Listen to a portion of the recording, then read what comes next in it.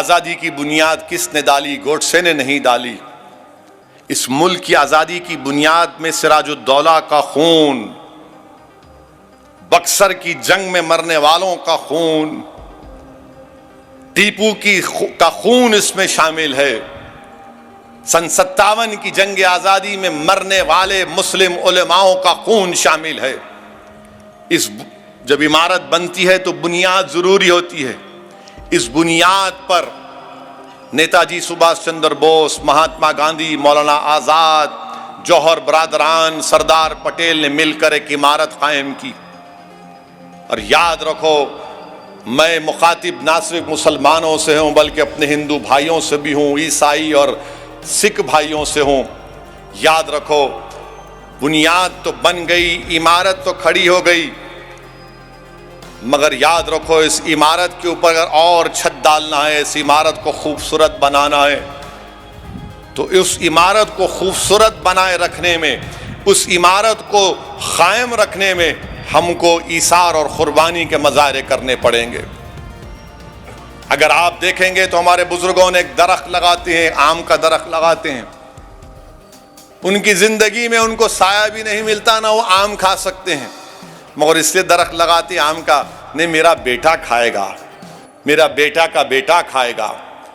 अब बेटे के बेटे की जिम्मेदारी ये है कि इस दरख्त में कुर्बानियों को पेश करें। यह दरख्त को पानी की ज़रूरत नहीं है, इस दरख्त को भारत के लोगों की मेहनत की ज़रूरत है, इनके खून की ज़रूरत है, और जो हमारे बुजुर्गों का ख्वाब था उसको ज़िंदा रखने की ज़रूरत है। हमको अपने मुत्तहिदा तौर पर मिलकर रहना पड़ेगा। सियासी इख्तलाफात हो सकते हैं, मगर याद रखो, अगर मजहबी इख्तलाफात की चिंगारी लग जाएगी, जो लोग लगा रहे हैं, तो याद रखो इससे मुल्क को नुकसान होगा।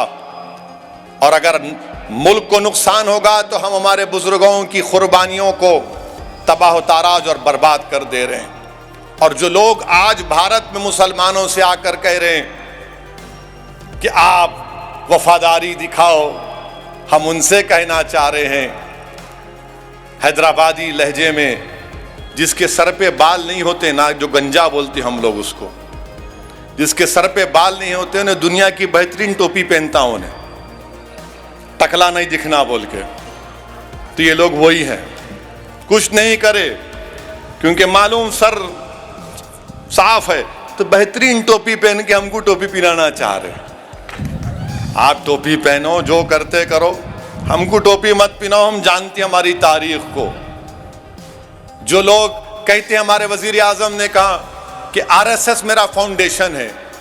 आपका आरएसएस फाउंडेशन है तो क्या आरएसएस भारत के संविधान के खिलाफ नहीं थी 1950 में? क्या गोलवालकर ने और ऑर्गेनाइजर मैगजीन में नहीं छपा कि हमको मनुस्मृति चाहिए, अंबेडकर का संविधान नहीं चाहिए? हमको मत सिखाओ आप, हमको सिखाने की जरूरत नहीं है भारत से मोहब्बत। जैसा कि हुसैन अहमद मदनी रहमतुल्लाह अलैह ने कहा कि हम पैदा हुए तो यहीं जाएंगे और जब उठेंगे तो क़यामत के दिन यहीं से उठने वाले हैं। ये हमारी पनाहगाह भी है और कब्रिस्तान भी है। अब क्या होता कि आप सुनते हैदराबाद मेरे भाई ने लुट गया, यहाँ कुछ भी पैसे नहीं है, महल्ले में बात पहुंच जाती, नहीं है इसके पास पैसे नहीं है, तो उन्हें अपने आप को दिखाने का से मैं भी दौलतमंद हूं, उन्हें क्या करता, अरे 15 अगस्त है, लो मैं लगाओ, तुम भी लगाओ, 10 डंडे लगाओ, पैसे दे रहा हूं सबको। ख्वाजा गरीब नवाज उरसाने ने वो बड़ा बिरयानी पकाओ यहाँ, दुनिया को दिखाने के लिए कि मैं फकाट नहीं हुआ हूं। तो इनका मामला यही है, दिखाने कुछ नहीं है, फकाट है, मगर सबको दिखा रहे हैं, सबको दिखा रहे।